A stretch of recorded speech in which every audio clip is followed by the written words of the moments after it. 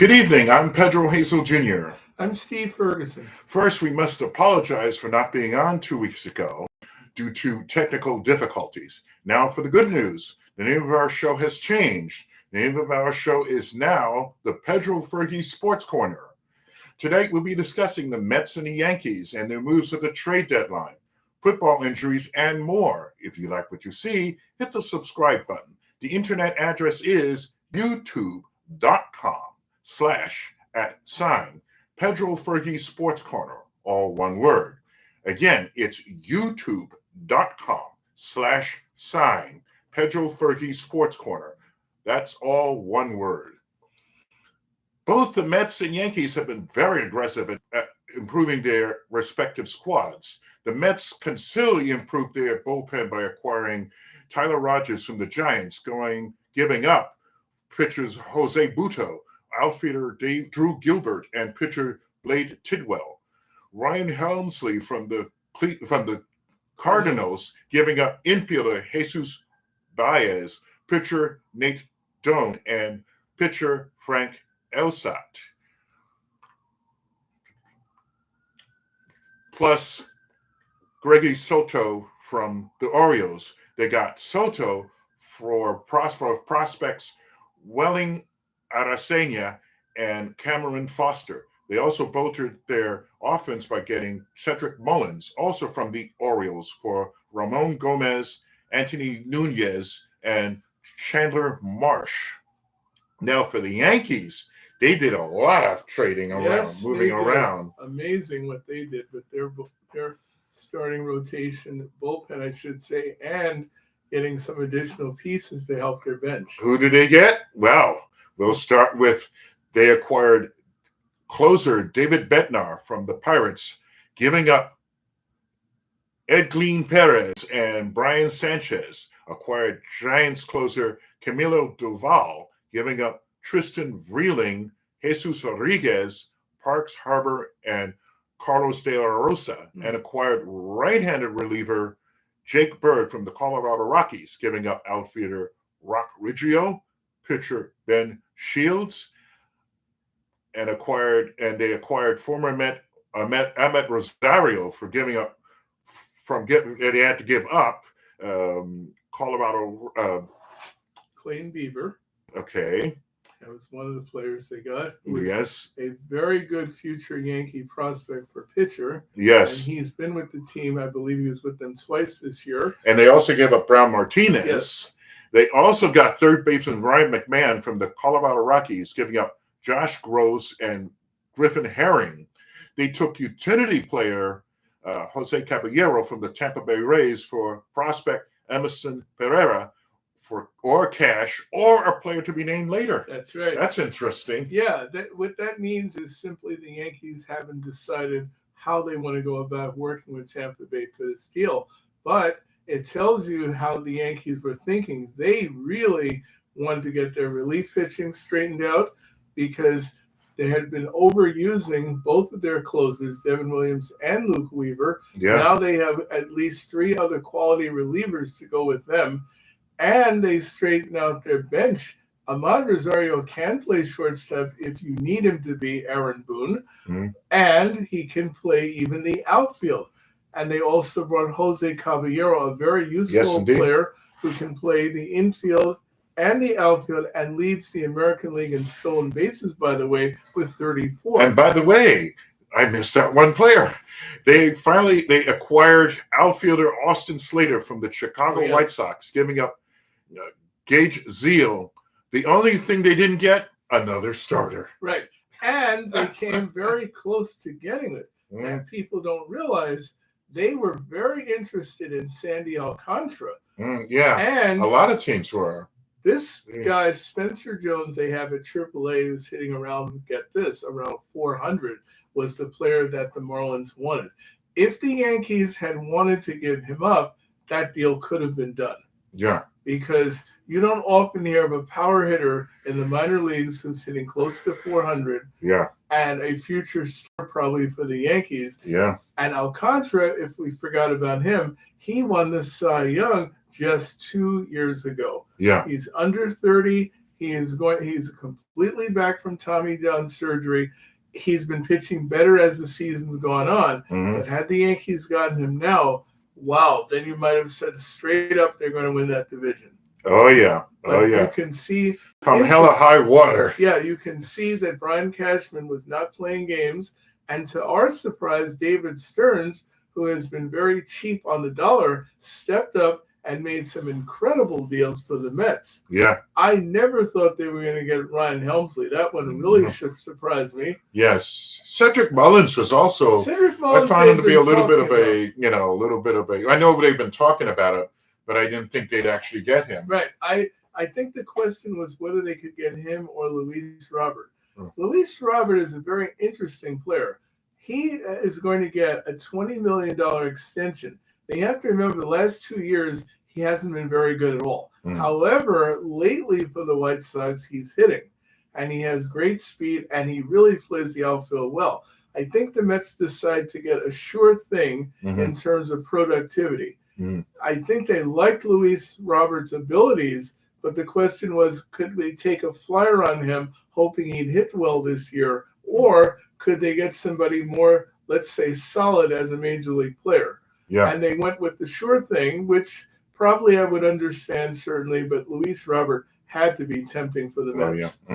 A real potential superstar with all sorts of ability. And as far as the Mets is concerned, they didn't give up a lot as far as their prospects is concerned, because that's always a concern. The one team they did give up some players to was the Giants. Yeah. They gave up Blake Tidwell. Now, maybe Blake Tidwell, I'm going to say 2 years from now, might reach the potential we think he can reach. I see him as a potential third starter for the Giants in the next 2 years. He's got a great fastball, 94, 96, and a really good slider. He needs to develop the off-speed stuff, the curve, and the changeup.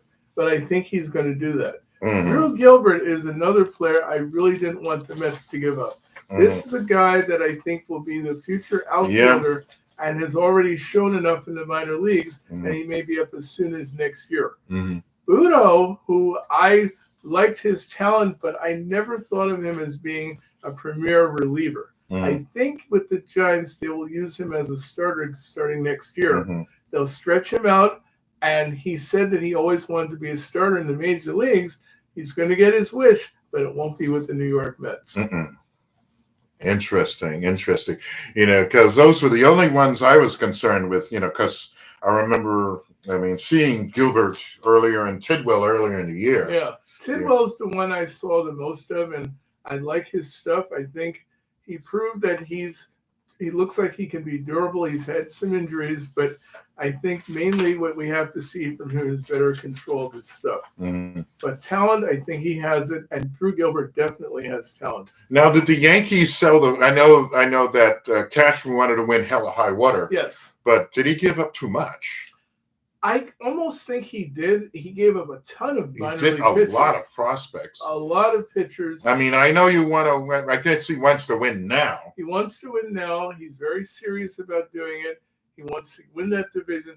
That division they're in is as tough as it has been in years. Yes, definitely. And everybody is chasing down the ring in that division. Boston is right on the Yankees' tail, literally and figuratively. Toronto's at the top of the division, but they've been struggling lately. Then you've got even Tampa Bay is still in the picture to some degree. Yeah. So the only team out of the pennant is the Orioles. And even they have been playing better.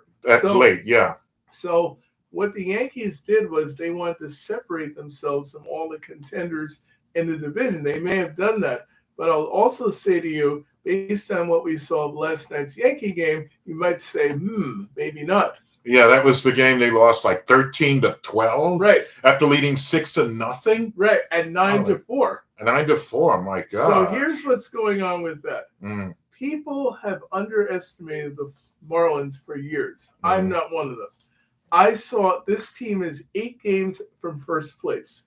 They've done it with a collection of young talent, a former manager with the Dodgers, Clayton McCullough, who's done an outstanding job getting this team turned around. If they don't deal Sandy Alcantara next year or Edward Cabrera, their number 1 and 2 starters, I think they will be in contention with the Mets and Phillies Interesting. as quick as next season. Wow. They are really good, and they fought their way. Not the Braves. Not the Braves. The Braves have to get their starting pitchers back healthy. Mm-hmm. They need Schwellenbach back, and they need Chris Sale back. But Strider was out for a good part of the season. He's looking more like the Strider we know. But I think they're getting older as a team. They were trying to trade Ozuna recently to Seattle. He only has 14 home runs this year. Right. This is a guy who's normally 35, 40 home runs, close to that. He has been well under that this year. Their team in general has not hit well at all this year. That's a shocker. Yeah, only recently Albies and Harris have hit better. Mm-hmm. But they're struggling as a team in general. I never thought I would say that about the Atlanta Braves. Atlanta Braves. But they're slipping. Yeah. They're not as good as they used to be. This is why the Mets and Phillies are having a little bit easier time fighting out for first place. Yeah. We expected Atlanta to be there, but with their injuries and their health, they're not up to the par that they normally have presented. Interesting. But I think those Florida Marlins will be heard from as quickly as next season. They are coming on, and they're good, and they have a nice young crop of talent. Yeah. They have a guy named Stowers, who's their home run hitter. I think he has close to 30 home runs. He made the All-Star team this past year. They have a guy at second base, Edwards, who is a real flyer. I mean, this guy can really run. He only had one home run. He's hitting 294 for the Marlins. Think about that. 294. 294. He's their leadoff hitter. He's a very good defender for his size, and he can fly. And this team has great speed, and they have up-and-coming power. They've got a manager who worked with the Dodgers. This guy knows what he's doing, and he's similar to Carlos Mendoza. He was in the system for years, and he's managing now, and it looks like he's molding the team the way he wants it.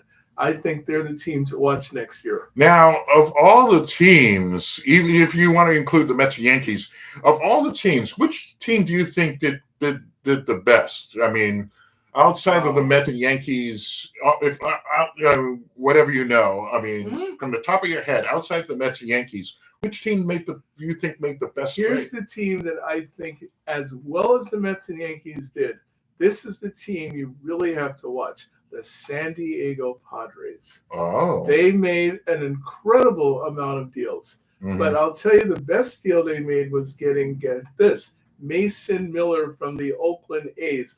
This young pitcher is probably one of the top 2 or 3 closers in the game.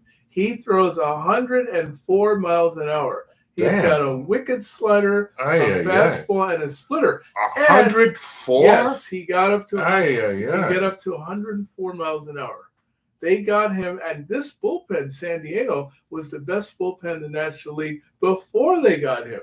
Whoa. Now you add him to their closer, Robert Suarez, and they are almost untouchable in that bullpen. And they went steps further. They picked up Ramon Laureano, who's an outstanding hitter and defender in the outfield. They got Ryan O'Hearn. Both of these guys came from the Baltimore Orioles. I know they gave up some amazing prospects in the deal to get Miller. They gave up a guy who's their shortstop, 18 years old. 18. This guy has a rifle throwing arm. You see most shortstops, they throw the ball overhand and they whip it across. This guy throws from the sidearm across his body, perfect throw. 18 years old. His first name is Leo. I forgot his last name, but you're going to hear about him. He was San Diego's 3rd pick. He will probably be with the Oakland A's as soon as next year. He's really good. So this team, this San Diego Padre team, they're going for it. They want to win the title. It's clear to me that's what they want now. They were looking like a team that was going to cut back. There have been talk of Dylan Cease going to other teams. Never happened. But when you look at that rotation they have, if Dylan Cease and Yu Darvish, who seems like he's back now, when those pitchers are pitching well to go with that lineup, they are dangerous. Now, you mentioned the Atlanta Braves, but then they lost Max Fried. Yeah. That caused, I think a lot of people are thinking, that's really cost them more than anything. I think it did. I mean, first of all, in fairness to them, We didn't expect to see Sale, Schwellenbach, Yeah. and Strider all hurt in the same year. Yeah. Those pitchers, when they're healthy, are unbelievable. Yeah. Strider is the guy you fear because he can throw close to 100 miles an hour. Yeah. Schwellenbach, they always talk about his slider. His fastball is 98 miles an hour. No wonder the Mets couldn't hit him. Whew. And Sale, he may be 36 years old, but he's getting out with that filthy slider and fastball. You add that to Max Fried, who they allowed to go to the Yankees for 8 years, $218 million, and you can see why they're struggling this year. Yes, indeed. So I think the Braves made mistakes. Letting Max Fried go was a huge one to begin with. Yeah. But when those other starters got hurt, they went right down. But I'll tell you what, if they can get their hitting back together as it used to be, they can still be a contender next year. Yeah. But it's not going to be as easy for them this time. No. Because the Phillies and the Mets look like they want to stay on top in this division. Yeah. The Braves, if they're lucky, will probably finish third next year. But I think the Marlins are going to give them hell next year. I like that team. I see the potential they have. Sandy Alcantara is coming back fully healthy next year. 2 years removed from Tommy John makes a big difference. Is Strider hurt? Last year he was. Yes. He was out for most of the season. He was out he only came back in the last month and a half. He was hurt last year. Yeah. Now he's back to throwing 96, 98, as he usually does. But remember, he used to throw close to 100 miles an hour. That's a big loss. Yeah. He was their ace. Yeah. You could argue Chris Sale was. You could even argue Schwellenbach is. Nobody touches Schwellenbach. Yeah. I saw him the outing before he got hurt facing the Phillies. He shut them out for 8 innings on 2 hits. Yeah. He's an incredible talent, very underrated pitcher. He's 5'8" this year. He had Tommy John surgery. Yeah, he had Tommy John. Chris Sale's been injured. I think he may have had a very similar injury to Schwellenbach. They're both out for the year. Strider was out in the end of last year. Yeah, that's true. Yeah. So, and when you allow Max Fried to walk away, that was a huge mistake. Yes. They had kept him, I think they would have been a contender. Yes, they would have been. But that pitching staff, which used to be the envy of everybody in that division, is not what it once was. Yeah. That's one of the reasons they've slipped. But I have a feeling this is an off year for them. They'll regroup. They've got an excellent general manager, Alex Anthopoulos, who won 2 titles for Toronto when he was at the GM there. I think he will retool and they will compete next year. Yeah. Steve and I saw the David Wright uniform retirement ceremony last Saturday as the Mets retired his number 5 uniform. I mean, I saw that. We both saw it on TV. What did you think of it, Pedro? I think it was very emotional, very stirring. I mean, one of the greatest, most popular Mets of all time. Yeah. Having his uniform retired, his career being cut short due to injuries. Yes. That's the real sad part of it. That's the bittersweet part for me too. I mean, first of all, my favorite number of all numbers and singular numbers is 5. Mine 5 is mine too. Favorite number 2. And I've heard that 5 is the example of the beginnings of things changing. And David Wright, to me, was very much part of the continual evolving of the New York Mets. Yeah. Because when he arrived, he had people on his side the minute he came. He had Cliff Floyd, who became one of his mentors.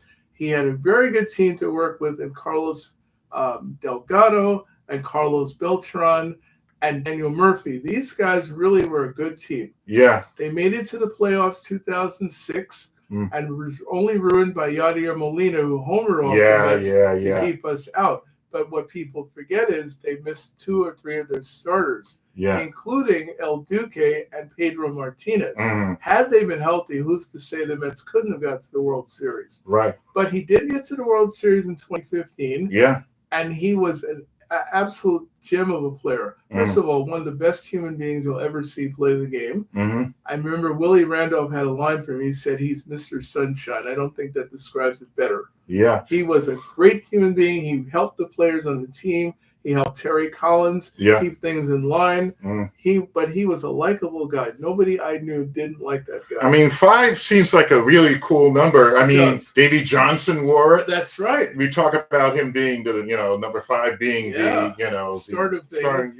Look at Davy Johnson, the beginning, the Mets of being up the Mets renaissance again. And if you wonder where I got that line, Lenny Kravitz, who's one of my favorite artists and my partner here, that's where I thought of 5. I said, wow, 5 has that ring to me of like different, unique, and talented. And to me, Lenny Kravitz is all of those things. But David Wright embodies pretty much everything you want a major league player to be.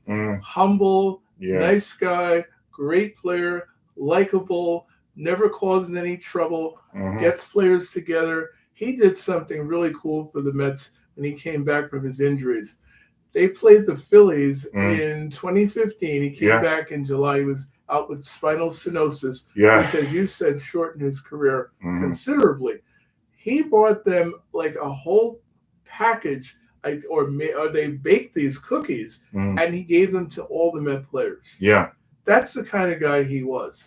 A sweetheart of a human being with awesome talent. And had he not been injured, we might have been looking at the first Met player not named Tom Seaver from our farm system that would have made it to possibly the Hall of Fame. I'm not talking the Mets Hall of Fame. Cooperstown, This man had over 1,700 hits, and he battled for years to try to play for the Mets. He knew he was injured. He stuck around for almost 5 years coming back from that. And I have to give him so much credit. Yes, I have to give him credit. I mean, this guy fought and fought and fought. And the funny thing is, before he came along, the Mets were notoriously sore spot for the Mets, third base. Yes, he is the first player that the Mets had that solidified that position. That made you, as a Met fan, respect who was playing third base. I mean, the Mets had over 100 players play third in their history. Wow. At least 120 players in their history. Wow. Who played third base. Wow. Some were more memorable, like Wayne Garrett and I'm thinking one of the more popular ones. Ed Charles, the glider. Yep. But I'm thinking Wayne Garrett more, and Ray Knight. Ray Knight was very good. Yeah. Howard Johnson. Yeah. So, but what he did was he's totally solidified the position. Yeah. First of all, they named him captain, which they should have. Yeah. He was every bit the captain on that team. Yeah. He was a likable guy, but he could get a guy who wasn't playing well or acting up to get serious, focus on the game. He did it with Noah Syndergaard many years ago. But he really had a way of dealing with people that probably nobody else does. Yeah. He could get the worst guys to play better for the New York Mets, better than anybody they've ever had. Yeah. And I enjoyed seeing his wife, his family, his mom and dad, and all the people that came to the game to honor him, because they made that one of the most special days for everybody who follows the New York Mets. Oh, yeah, yeah. And I'm very happy that we were able to see this in our lifetime. Yeah. And we can only hope that the next captain, which is now Francisco Lindor, we will remember him in the same vein. Yes, indeed, indeed. On a more serious note, on Monday, a gunman identified as Shane Tamura, a former high school football player, drove all the way from Las Vegas with a M4 rifle, fired 47 rounds, killing 4 people, including an off-duty police officer, Didaru Islam, Blackstone executive Wesley Lapatner, and security guard Alan Etienne, and Julia Hyman, who was shot on the 33rd floor. The gunman also killed himself. He was actually headed to the NFL headquarters on the 32nd floor, but he ended up taking the wrong elevator and ended up on the 33rd floor in the Blackstone offices. He said he had CTE, a brain injury reportedly caused by numerous hits to the head, suffered most often by football players and NFL players, boxers, and soccer players. As the preseason NFL season starts, what does that make you feel about the sport? I mean, well, you and I've talked about this. Off the show. My interest in football, I have to tell you, has waned a lot over the years. When I was in my 20s, and I think you could say the same, we had such a love for the game. Yes. We enjoyed watching Sunday morning, getting up, cooking our breakfast, and watching football 6-7 hours All day. or going out and seeing it. Yeah. But since those days, especially with things like this, my interest has really declined. Yes. First of all, this CTE is an absolutely horrible thing to happen to any player. Right. We know about the losses of Dave Duerson and Junior Seau. They died from that horrible and they disease. committed suicide. Right, and both of them committed suicide. Yeah. And, when you think about the league itself, you can see what some of the issues are. And the NFL really hasn't, only recently have they done anything really address the issue. Right. And what this says about the league, in my opinion, is it really speaks to the greed of the league. The first case was Mike Webster. Mike Webster. He was the first case. The center for the Pittsburgh Steelers. Yeah. He was an all-star center, a great player in his day. And in the mid-'70s, when he finally had to quit, he was pretty much a vegetable of what he had been. Yeah.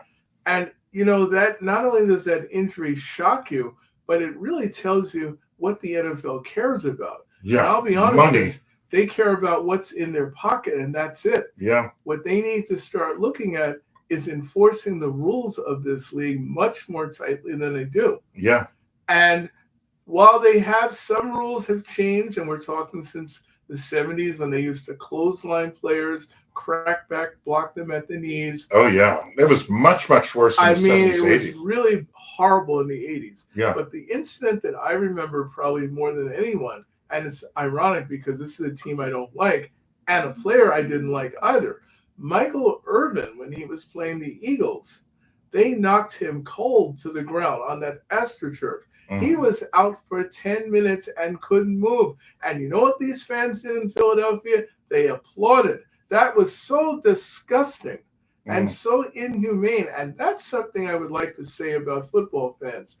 Where is our heart and soul? Yes, indeed. Why is it that for 3-4 hours we can watch football and watch people almost get killed before we care about it? Yeah. And the NFL with the CTE, they need to start investigating what causes this. How is this going to change? The rules in this game are deplorable. Yeah. In recent years, they did, update the helmets. Yes. In recent years. But there's so much more that needs to be done. Yeah. They need to watch these hits. They need to watch everything on the field, from the quarterback to the wide receivers to the players who are defending them. They have got to find better ways of doing this. I understand they're making hand over fist in money. Good for them. But what about the fans that are watching? I don't have kids, and neither does my friend, but I'll tell you what. If I were a father, my son, if I had one, probably I would say, listen, if you're talented enough for baseball to be drafted or football or basketball, I would suggest take basketball or baseball. Football is so dangerous. One injury and your career is over. Oh, yeah. Oh, yeah. So I think we need to really get into the NFL and examine what's going on. Yeah, I think one of the reasons I think fans sometimes can get very oblivious to the issue is because I think a lot of people, they watch football, they go to games, they kind of like really, a lot of things happen. People want to kind of like an escape. Yes. They go through a lot of stuff, Monday through Friday, and then, the work life. Oh, yeah. This way they can get away from all the stuff going on in their lives for several hours. I think there's something to that. It may be more involved in that, but I do think that's a part of why it's like that. Yeah. I think we as Americans just enjoy seeing people getting hit hard. Maybe you don't like your boss. Maybe your girlfriend and you aren't getting along. Sometimes I think people who love this sport love it for the things that it does that they know they can't do and get away with. Yeah. So some people. And for some people, that's the way it is. Yeah. But what's sad is when you have kids growing up, watching their fathers and seeing how crazy they are for the sport, that scares me a lot because as a viewer of the sport, I'm thinking, if I had a son, I want them to know all the dangers of this sport. Mm-hmm. I don't want them to just see the great catches, the great throws. I want to see them see the guys who get hurt, seriously hurt, who are out for the year with a broken kneecap, or lost their careers, or lose their careers on one play. Billy Sims, or head or whatever. Oh yeah. I was thinking Damien. The player played for the Bills. Yes. I'm amazed that he's still alive and that he went back on the field and he plays on special teams for the Bills. Yeah. It's mind-boggling how dangerous this sport is, and yet how popular it is in addition. Yeah. So I don't know what the answer is with this. Yeah. I think we have to talk to psychologists and people in law enforcement to get their opinions on what's going on with this sport. Why does it engender so much interest? Yeah. That's what I really want to find out as a fan of the sport. I think it's basically sometimes a microcosm of America itself. I think that's a very good point. Because most popular programs are football games. Yes. NFL games. And the college game is just as popular now as it's ever been. Yeah. And it's amazing. Like, there are hundreds of kids who play and hundreds of adults who play in the NFL. I understand it's a privilege to get to that level. God bless them for getting there. It takes a lot to get there. But the violence in this sport is insane. And it has to change. And I think eventually what's going to happen, the smart people of this country are going to say, I'm turning off my set. I'm not watching this. I'll tell you what, my favorite sport and his is baseball. Yeah. And there are a lot of reasons why it is. Yeah.